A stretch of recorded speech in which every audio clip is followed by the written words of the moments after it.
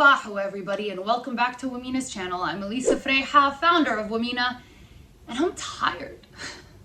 So tired. This week is going to be a little bit different. I honestly didn't have it in me to shoot any sort of adventure. It's been a really painful and difficult few weeks for women, and as an Arab American woman, both of the communities that I'm a part of have been attacked in the last few weeks. And so I thought we'd spend this episode talking about these very important things that have just happened and how they affect us, and maybe cuss out the patriarchy a little bit. So if that seems fun to you, stick it out for this episode of Saba7o.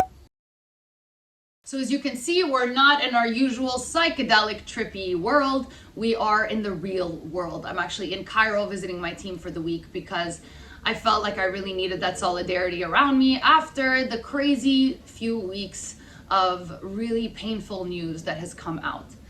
To start off with, a few weeks ago in the Middle East, there was a slew of very high profile femicides where victims were being attacked very often for saying no and either rejecting their killer or ignoring their killer. But essentially, these entitled murderers felt that they were completely justified in taking another person's life because maybe their pride and their ego got slightly bruised. And femicide isn't unique to the Middle East. Femicide has some of the highest rates in the world in Mexico, in the United States, France, in Turkey.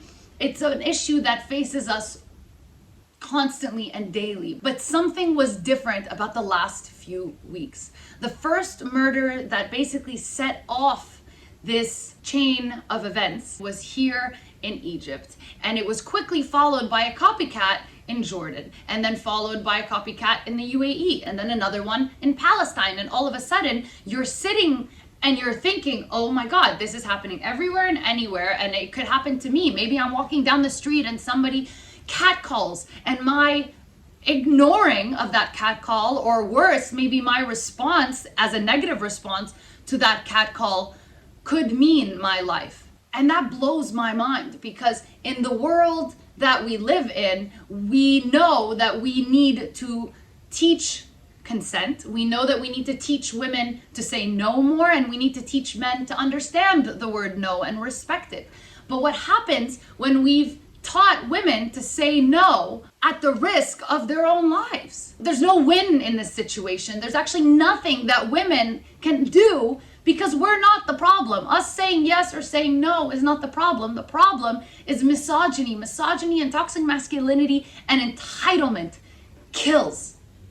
The dehumanization of women across the board kills us, but we're not the ones that are doing it.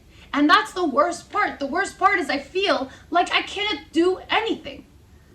The whole purpose of Womena was created to broaden the perspective of people towards Arab women, to humanize the other, to give ourselves ownership over our voice, and allow people to see a community that might not be theirs, or even see their own community reflected back at them and see the humanity in that community.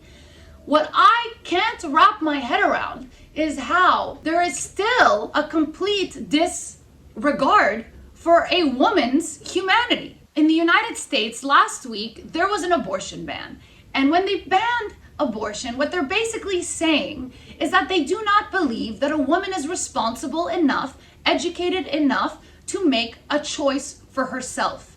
A very important choice that is not about just building a family. It's about health. It's about our wellness. It's telling us that they don't care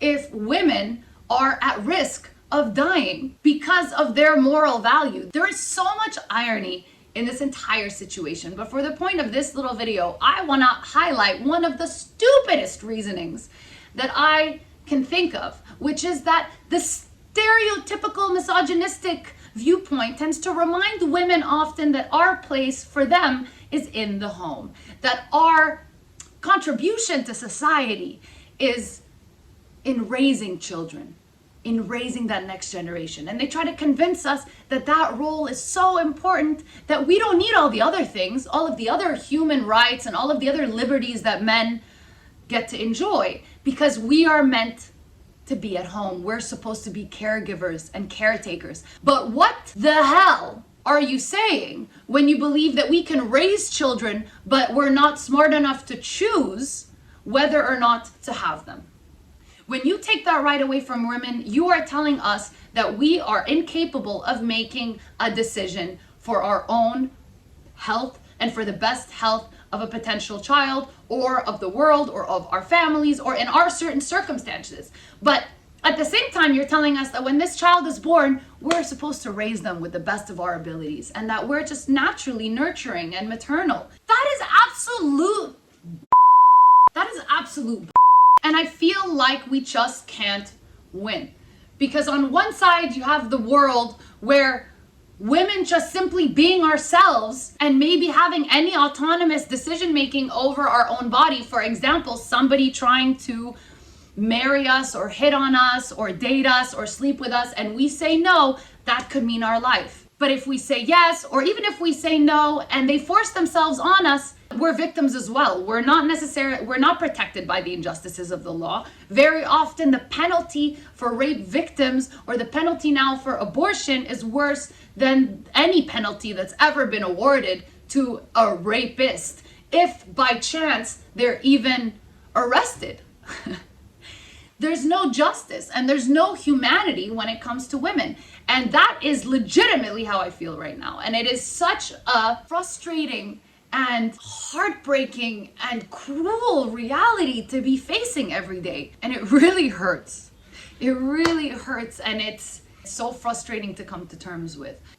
Yeah, I'm sad, okay, and I'm angry, but to be honest, I can only find solace in hope and in optimism, because that's the only thing that I have full control of, my mindset, that I can remain optimistic for change. Change is the only constant, so change is inevitable. But it seems like the one thing that didn't freaking change is how everybody's hating on women. And with that said, this is your question of the week. It's not even a question, it's just an open conversation down below. I don't know what news has been coming your way. If you're feeling emotionally exhausted, if you're feeling like you're questioning everything and you're feeling scared, let's have a conversation in the comments. Let's help each other see that there's a wider community out there of support that's available when it feels like maybe the whole world is against you. And once you're done doing that, don't forget to smash the like button, follow, subscribe, do all the things that the internet tells you that you're supposed to do, but also stick 2 middle fingers up to the patriarchy. Thank you, everybody. Have a beautiful day. See you later. Why do we scare you so much? Is it our magical womb that can create life? Do you really think that we're about to get all Isis, goddess of like freaking universe and creating and destroying life, and we are out here going to just blast magic from our beautiful little yonis and just destroy the world that you live in? We're getting this freaking close, I'm telling you. We're getting this close.